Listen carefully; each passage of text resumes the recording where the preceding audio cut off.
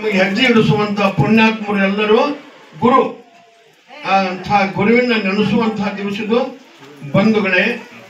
ನಾನು ಶಾಲೆ ಕಲಿತವನಲ್ಲ, ಕೇವಲ ಒಂದು ಮಣಿತನದೊಳಗೆ ಹುಟ್ಟಿದಂತಹ ಈ ಶರೀರ ಆ ಸದ್ಗುರು ದೊಡ್ಡಲಾಲ್ ಸಾವಲಿಯ ಆಶೀರ್ವಾದದಿಂದ, ನನ್ನ ಪಡೆದಪ್ಪನ ಆಶೀರ್ವಾದದಿಂದ, ನಿಮ್ಮೆಲ್ಲರ ಸೇವಾ ಮಾಡುವುದರಿಂದ, ನಿಮ್ಮ ಸೇವೆಯಲ್ಲಿ ಏನೈತಪ್ಪ ಈ ಅಜ್ಞನ ಭಾಗ್ಯ ಅಂದ್ರೆ ನಿಮ್ಮ ಸೇವಾ ಮಾಡೋದ್ರಿಂದ ಹೊರತಾಗಿ ನನಗೆ ಈ ಭಾಗ್ಯ ಸಿಕ್ಕತ್ತಿಲ್ಲ, ಹೊರತಾಗಿ ನಾನಾಗಲಿ ತಗೊಂಡಂತ ಭಾಗ್ಯ ಅಲ್ಲ. ಎಲ್ಲೈತಿ ಭಾಗ್ಯ? ಬಂಧುಗಳೇ, ಸೇವಾ ಮಾಡಿದ್ರೆ ಪ್ರತಿಯೊಬ್ಬ ಭಕ್ತರ ಸೇವಾ ಮಾಡೋದ್ರಾಗ ಆ ಭಕ್ತರ ಆಶೀರ್ವಾದನೇ ಇವತ್ತು ಪುಣ್ಯದ ದಿನ. ನನ್ನ ಗುರು ಪೌರ್ಣಿಮಾ ದೇವರು ಎಲ್ಲಿದನಮ್ಮ ಅಂದ್ರೆ ಭಕ್ತರ ಹೃದಯದಲ್ಲಿ. ಭಕ್ತರ ಹೃದಯದಾಗ ದೇವರದನ. ಆ ದೇವರು ಇವತ್ತಿನ ದಿವಸ ಹೆಬ್ಬಳ್ಳಿಗೆ ಆಶೀರ್ವಾದ ಕೊಡುವಂತ ಗುರು ಪೌರ್ಣಿಮೆ. ಗುರು ಎಲ್ಲಿದನ? ದೇವರು ಎಲ್ಲಿದನ? ಭಕ್ತರ ಮನಸ್ಸಿನಾಗದನ, ಭಕ್ತರ ಹೃದಯದೊಳಗದನ. ನಿಮ್ಮೆಲ್ಲರ ಪ್ರೀತಿನ, ನಿಮ್ಮೆಲ್ಲರ ಆಶೀರ್ವಾದನ ಇವತ್ತಿನ ದಿವಸ ಈ ಹೂವಿನ ಸುರಿಮಳೆಯಲ್ಲಿ, ಇದು ಹೂವಿನ ಸುರಿಮಳೆ ಅಲ್ಲ, ನಿಮ್ಮೆಲ್ಲರ ಆನಂದದ ಬಾಷ್ಪ ಒಟ್ಟೆಲ್ಲ ಹಾಕಿದ್ದು ಇವತ್ತಿನ ದಿವಸ ಭಕ್ತರೇ.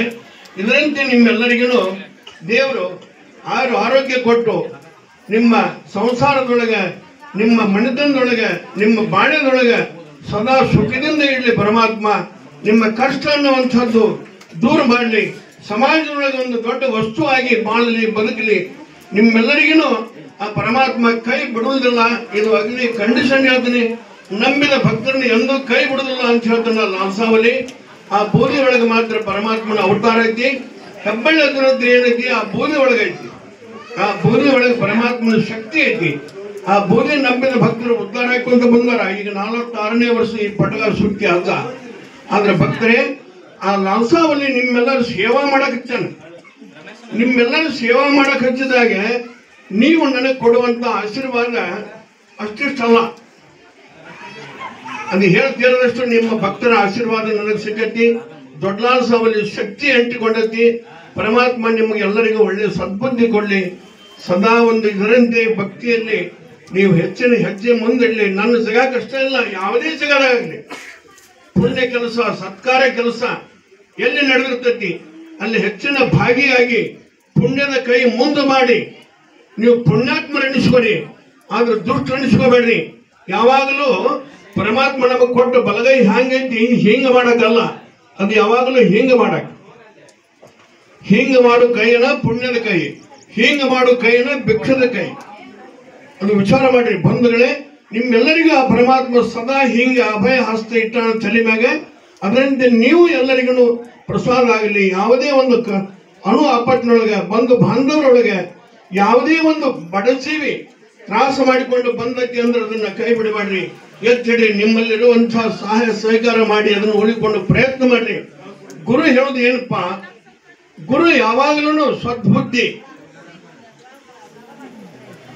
ದುರ್ಗುಣ, ದುಶ್ಚಟ, ದುರಾಲಂಬ ಇವೆಲ್ಲ ಬಿಟ್ಟು ಬಿಡ್ರಿಪ್ಪ.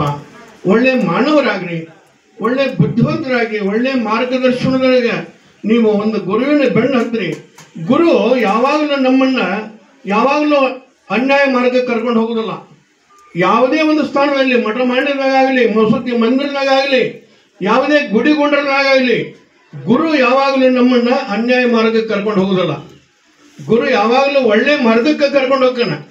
ಅಂಥ ಗುರುವಿನ ನಾವು ನೋಡಿ ಗುರುವಿನ ಗೆಳೆತನ ಮಾಡಬೇಕು.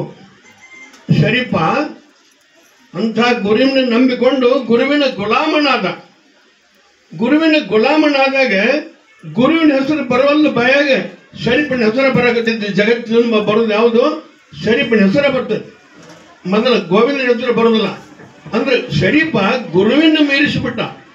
ಗುರುವಿನ ಮೀರಿಸಿದಂಥವ್ರಾಗಬೇಕು ನಾವು. ಅಂಥ ಒಂದು ಒಳ್ಳೆ ಮಾನವರಾಗಿ ಬದುಕಬೇಕು. ಶರೀಫ ಗುರುವಿನ ಗುಲಾಮನಾದಲ್ಲೇ ಕಂಡಲ್ಲ ಹೊರತಾಗಿ ಅದಕ್ಕೆ ಅವ್ರ ತಂದೆ ಆದಂತಹ ಒಂದು ಶಬ್ದದೊಳಗೆ ಗುರುವಿನ ಗುಲಾಮನಾಗುವ ತನಕ ಸಿಗದನ್ನ ಮುಕ್ತಿ ಸಿಗದನ್ನ. ನಾವು ಗುರುವಿನ ಗುಲಾಮರಾಗಬೇಕಲ್ಲ ಹೊರತಾಗಿ ಗುರುವಿಗೆ ವೈರಿಗಳಾಗಬಾರ್ದು.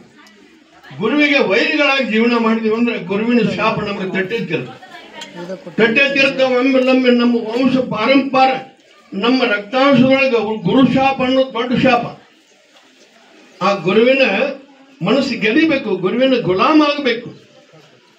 ಇದನ್ನು ಧರ್ಮದ್ದು ನೋಡಿ, ಧರ್ಮೊಬ್ಬ ಭಕ್ತನು ನಾವು ಹಿಂದಿನಿಂದ ಓದಿಕೊಂತ ಬಂದಂಗೆಲ್ಲ ಗುರುವಿನ ಗುಲಾಮ ಮಾರುತಿ, ಶ್ರೀರಾಮನ ಗುಲಾಮ ಮಾರುತಿ, ಗುರುವಿನ ತೋರಿಸ್ಬಿಟ್ಟ ಎದಿ ಸೀಳಿ. ಅಂಥ ಮಾರುತಿ ಜಗತ್ತಿನೊಳಗ ಸಾಕ್ಷಾತ್ಕಾರ ದೇವರಾಗಿ ನಿಂತ. ನೋಡ್ರಿ ಗುರುವಿನ ಶಕ್ತಿ ಹಂಗತಿ, ಆ ಶ್ರೀರಾಮನ ಶಕ್ತಿ ಹಂಗತಿ. ಶ್ರೀರಾಮನ ತನ್ನ ಹೃದಯದೊಳಗೆ ಇಟ್ಟುಕೊಂಡು ತೋರಿಸು ನಿನ್ನ ಗುರು ಅಂತಾರೆ ಎದಿ ಸೀಳಿ ತೋರಿಸಿಬಿಟ್ಟ ಮಾರುತಿ. ಅಂಥ ಒಂದು ಭಕ್ತರಾಗಬೇಕು. ಎಲ್ಲದನ ಹೆಬ್ಬಳ್ಳದ್ದು ಬಲೆ ಹೇಳ್ತಿಲ್ಲ ಅವನ್ನ, ನೀನು ಹೆಬ್ಬಳ್ಳದ್ದು ಬಹಳ ಹೇಳ್ತಿ, ಎಲ್ಲದನ್ನ ನೀನು ಹೆಬ್ಬಳ್ಳದ್ದು ಅಂದ್ಕೊಳ್ಳ ಲಟ್ನ ತೋರಿಸುವಂತ ನಿಮ್ಮ ಭಕ್ತಿ ಬೆಳೀಲಿ ನಿಮ್ಮ ಹೃದಯದಾಗಂತ ನಾ ಹೇಳ್ತೀನಿ. ನಿಮ್ಮಲ್ಲಿ ಭಕ್ತಿ ಬೆಳೆದು ನಿಂತಿದ್ದ ಕರೆ ಆದ್ರೆ ಹೆಬ್ಬಳ್ಳದ್ದು ನೆನೆಸಿದಾಗ ನಿಮ್ಮ ಹೃದಯದಾಗ ಅದನ್ನ ನಿಮ್ಮ ಆಸೆ ನಡೆಸೇ ಕೊಡ್ತಾನೆ. ಇದು ಅಗ್ನಿ, ನಾನು ಆ ನಾಲ್ಸಾವರಿ ಸಾಕ್ಷ್ಯ ಮಾಡಿ ಹೇಳ್ತೀನಿ. ನೆನೆಸಿದಾಗ ಕನಸಿನಾಗ ಬರ್ತೀನಿ, ನೆನೆಸಿದವ್ರ ಹತ್ತಿರ ಇರ್ತೀನಿ ಅಂತ ಹೇಳ್ತಿರ್ತಾನೆ ಗದ್ದಿಗೆ ಮ್ಯಾಗೆ. ಅಂಥ ಒಂದು ಶಕ್ತಿ ಬಂಧುಗಳೇ, ನೀವೆಲ್ಲರೂ ಕೊಟ್ಟಂತ ಆಶೀರ್ವಾದ ಈ ಶರೀರಕ್ಕೆ, ಈ 85ರ ಶರೀರ ನಿಮ್ಮೆಲ್ಲರ ಒಂದು ಆಶೀರ್ವಾದ. ಅದ್ದಿಗೆ ನಿಮ್ಮೆಲ್ಲರ ಆಶೀರ್ವಾದನೇ ಆಯುಷ್ಯ ಬೆಳೆಯಕತ್ತಿದ್ದಲ್ಲ ಹೊರತಾಗಿ ಇಲ್ಲದ್ರೆ ನಿಮ್ಮೆಲ್ಲರ ಆಶೀರ್ವಾದ ಇರ್ಲಿಕ್ಕಂದ್ರೆ ಇದು 85ರ ಮರಿ ಹಾಕಿದ್ದಿಲ್ಲ. ಅದಕ್ಕೆ ಭಕ್ತರ ಪ್ರೀತಿ, ಭಕ್ತರ ಆಶೀರ್ವಾದ, ಭಕ್ತರ ಶಕ್ತಿ, ಭಕ್ತರ ಬಹುಮಾನ ಇಷ್ಟೆಲ್ಲ ಬಾಳೆ ಆಗಬೇಕಾದ್ರೆ ಹೆಬ್ಬಳ್ಳದ ಭಕ್ತರೇ ಇದಕ್ಕೆ ಮೂಲ ಕಾರಣ.